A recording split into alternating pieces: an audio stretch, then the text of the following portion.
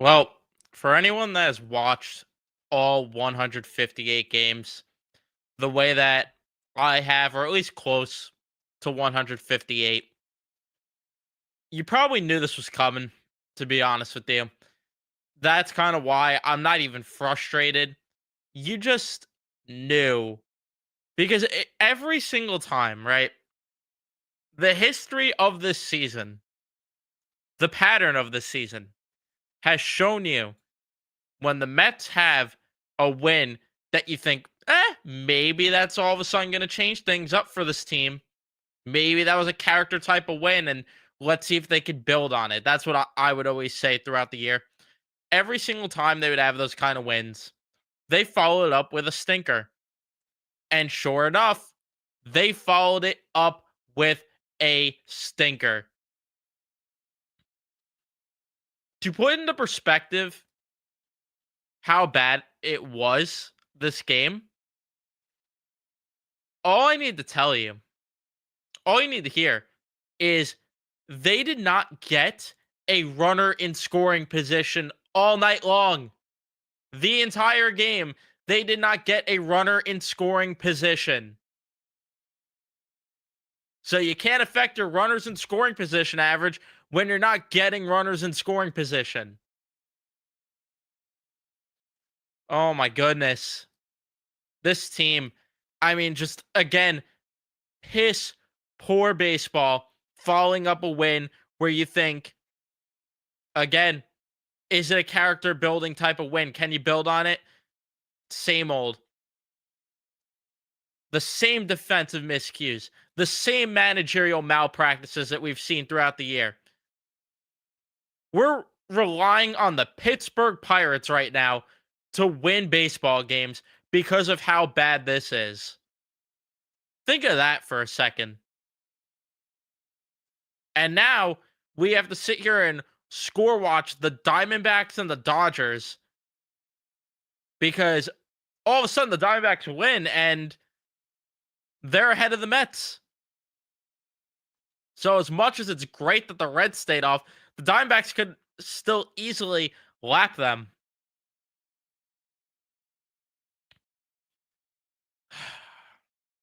Where do we begin? I guess we begin with the intro. Leave a like on your way in, whether you're watching live or on replay. Subscribe if you guys are new to the channel. Turn on your notifications so you know when we upload or go live here on Met Central.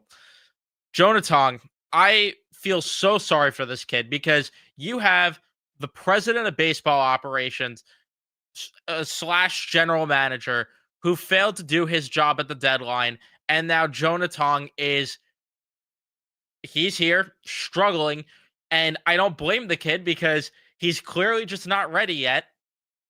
But because the president of baseball ops failed to do his job at the deadline and not go the extra mile for a starting pitcher, we are in this conundrum. And I don't care. You could sit here and say what you want about David Stearns, whether you like him, whether you hate him. I do not care how you feel about him. Just inexcusable when you look at the state of this rotation right now.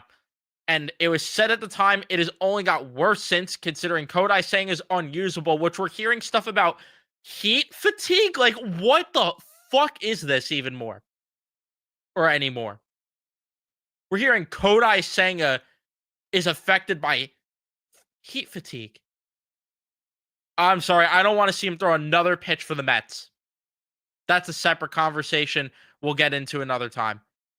We've got to the point where Clay Holmes and Sean Manaea are pitching out of the bullpen, which why is it that those two could pitch today after throwing 50 plus pitches 2 days ago? But Edwin Diaz against the Nationals, no. He threw 7 pitches. We can't send him back out there for a second inning. No. And that was the managerial malpractice I was alluding to. It's just like, now you decide to go all hands on deck. Maybe,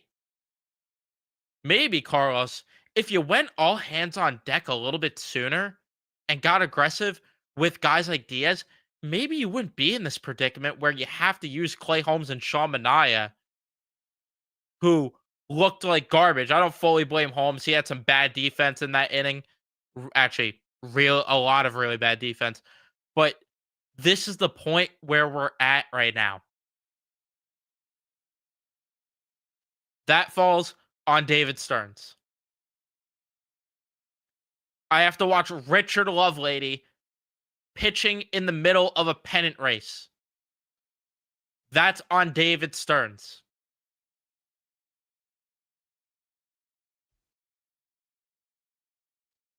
And like I said with Jonah Tong, I don't blame him. It's unfortunate because he did a really good job. He had help from Tyrone Taylor gunning out who was it? Michael Bush at the plate. I miss Tyrone Taylor playing center field, and he made himself noticeable early on with that play. And you get out of that inning, and it's like, could we get something going from that? And then Tong gives a good second inning. It's like, could we really get something going from that? But then in the third inning, I mean, it all just spiraled for him, and it's unfortunate. But again, I don't blame him because it is hard for me to sit here and get mad at a 22-year-old kid in a position where he is trying to save the season because your veterans have failed and because your president of baseball operations failed.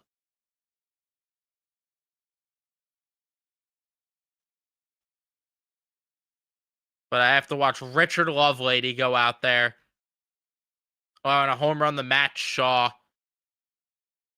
Alvarez once again got a home run, though. At least someone showed pulse.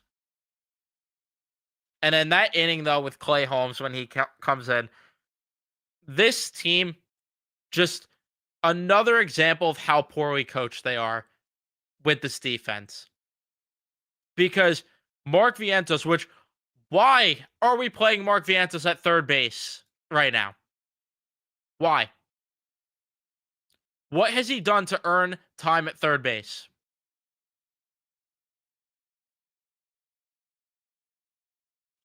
I just don't understand it. If you are going to play him, he's a DH right now. That's all you can do.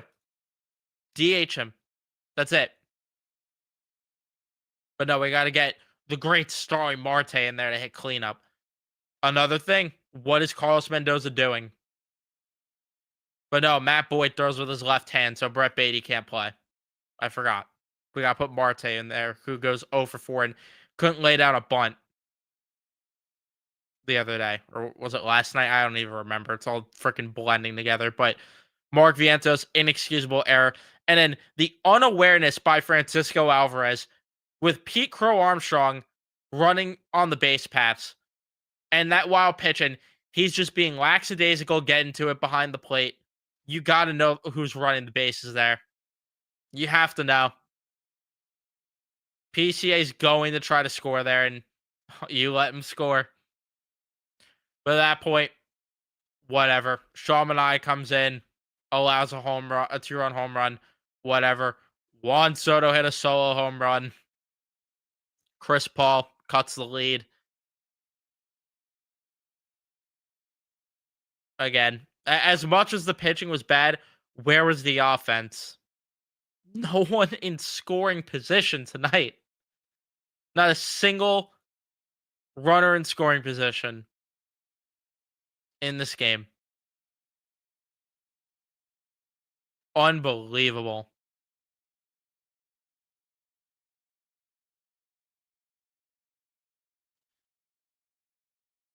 So the whole get in conversation, like I genuinely am at a point where I really don't care.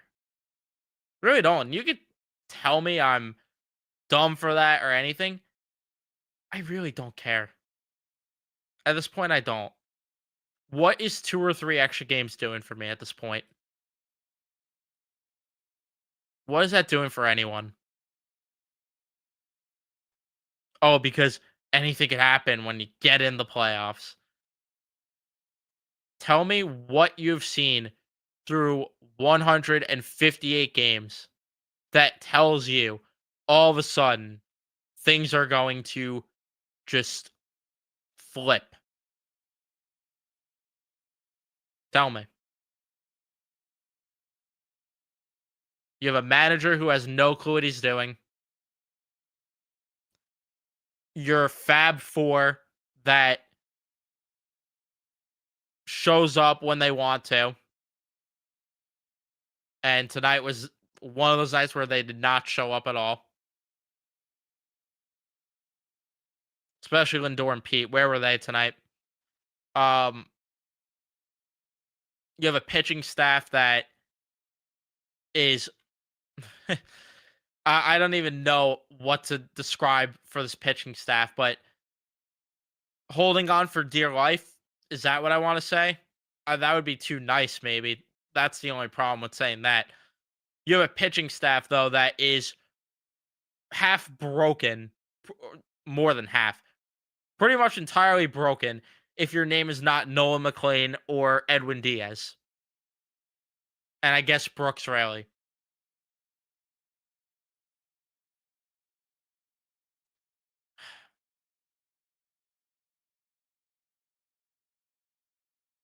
But that's where we're at with this club. And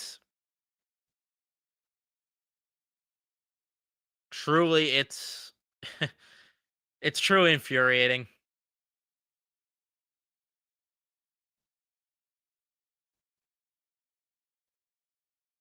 And that's why, like, get in, cool. You don't get in, cool. That's kind of where I'm at this point. I really do not care one way or the other. I really just don't. Because I'm just so tired of watching a team that is so poorly coached and lacks basic fundamentals. You're not winning a World Series with that kind of squad. You're not. You could tell me that the playoffs are a crapshoot either way. I don't care. Those type of squads don't win World Series. Not when it happens this often. And this is the point, is that you have a manager who doesn't know what he's doing. And even in yesterday's game during the win, making so many mistakes. And this team doesn't play good enough defense to win a championship. And they don't have the pitching staff to do it either. They're barely surviving the last 6 games of the regular season. You're telling me that they're going to survive a postseason a postseason run with this pitching staff? Pass me whatever you're smoking. Can never follow up a great win with momentum. This team stinks, and that's the other problem.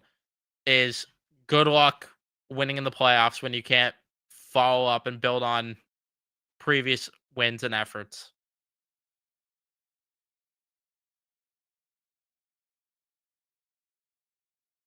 I was saying this in my group chat. Of course, Helsley now is giving good outings. Like, now is the time he wants to get his shit together. Which, sure, you get into October, there's another piece for you, but it doesn't matter when your starting pitchers are not keeping you in the game outside of Nolan McLean. And either way, they don't score runs for him. Yeah, this is where we're at right now. That the Pirates, the Pirates are saving the Mets season, and then potentially the team they're facing in the playoffs if they get there in the Los Angeles Dodgers.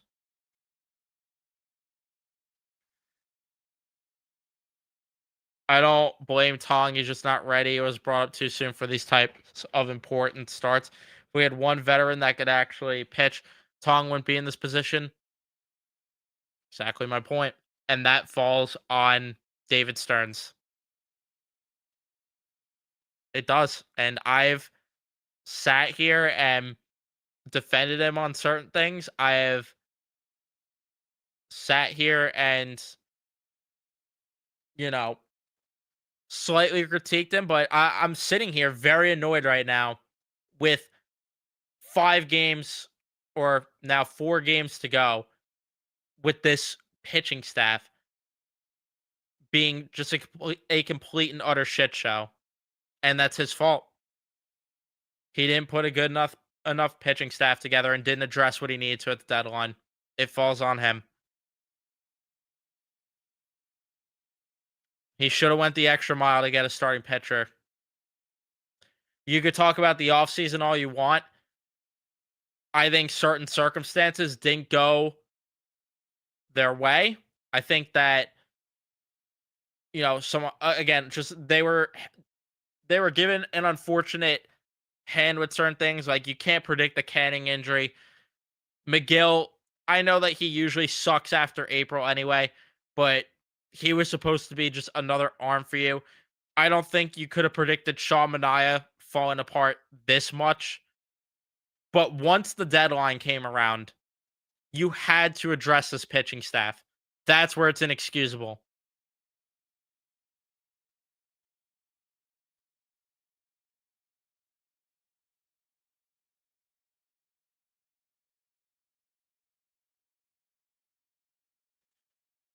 Yeah, there better be changes next year. Like I said, get to the playoffs or not, has to be changes.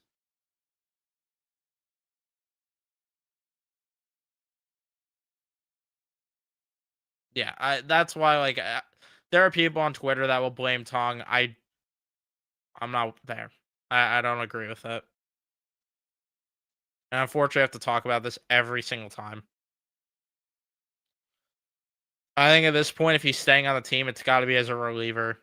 Um, if they even get to October.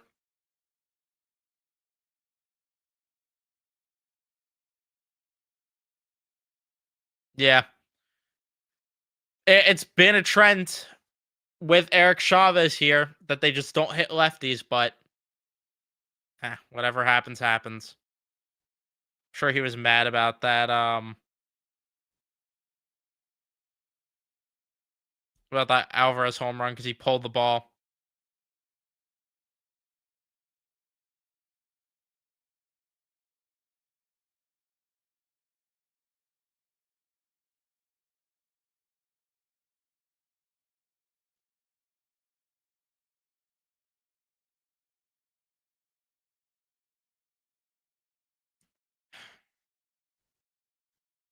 Managed to burn through almost the entire bullpen in 2 days.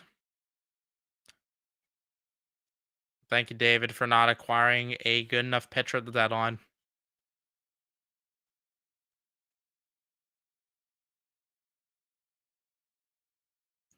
Also, time to talk about Trey Vientos in the offseason. Can't hit lefties, can't field, can't run.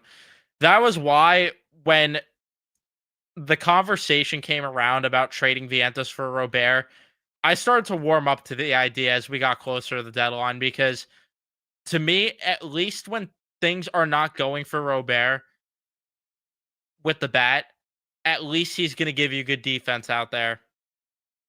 And I know he's been hurt now, but you got my point that at least you get good defense with them. Mark Vientos gives you nothing when he's not going.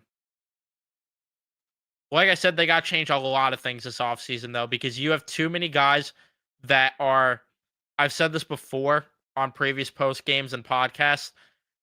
It's just you have a roster full of guys that are either too redundant or they just are not athletic enough in the regards that, they don't do the little things that you need to win a championship. That's what I mean when I say that aren't athletic enough. You need guys that are going to, and I know everyone laughs when Stern says run prevention, but you do need that run prevention.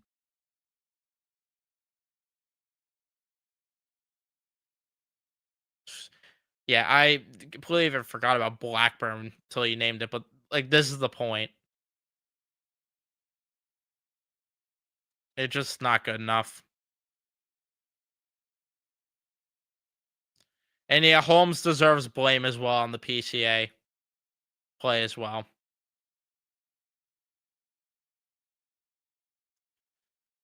I know it's a rhetorical question, but the answer is in the next sentence that Mendoza's clueless. That's your answer as to why.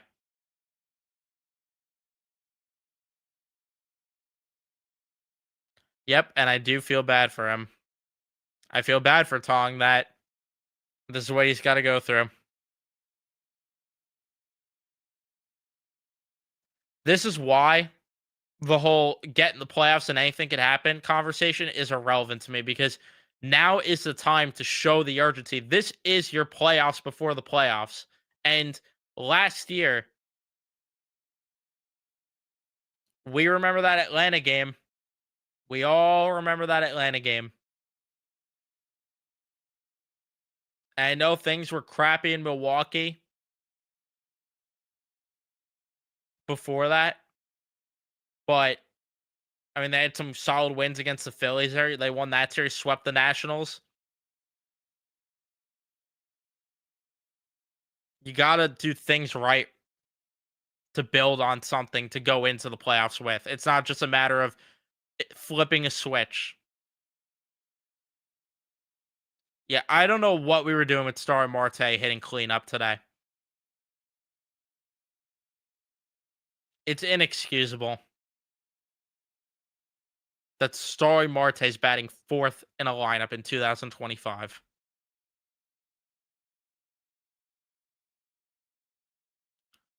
100%. They don't have the pitching to go on a deep run. Every time the Mets score 7 or more runs in a game, they fall flat on their faces the next game and shove their bats. Yeah, exactly. They never build on wins. That's why I wasn't surprised by the outcome today. Because every time I would say build on it, build on it, build on it. And they never built on any of those games.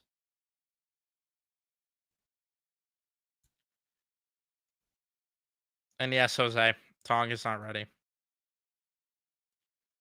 Yeah, we wanted the young guys called up because what were the alternatives, Will? What were the alternatives? Also, I don't think anyone was saying Tong was going to get called up. I at least certainly didn't. Was happy when he got called up, but I wasn't banking on it at all until it happened. I was shocked when it happened.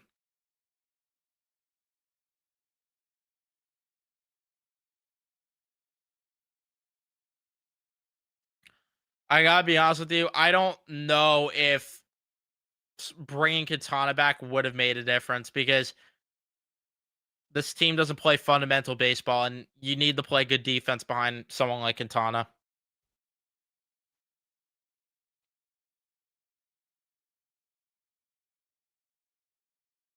Yeah, Hefner and Chavez need to go after this year.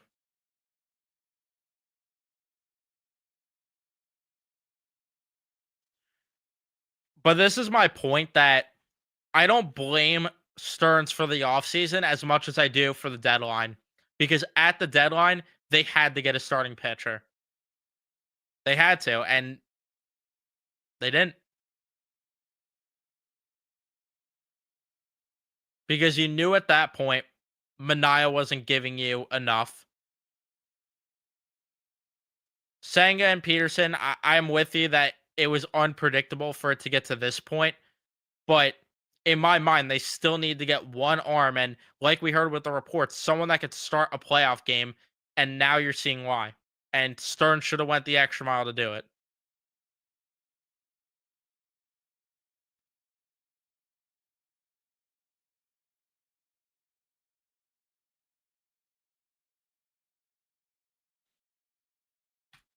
Not only that, but JD Martinez was pretty much the hitting coach last year. And you saw it make a difference.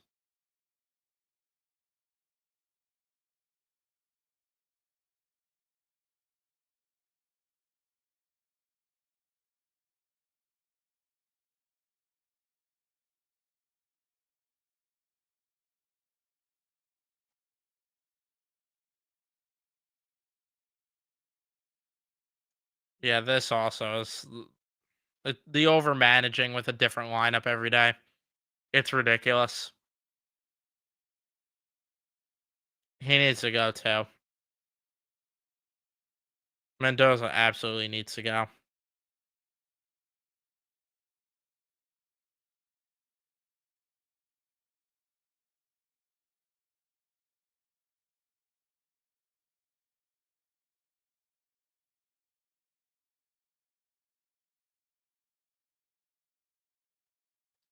To me though, I get what you're saying, but they needed an innings eater badly. That was what my take at the deadline. They needed to get someone, and the guy that I really wish they got was Merrill Kelly.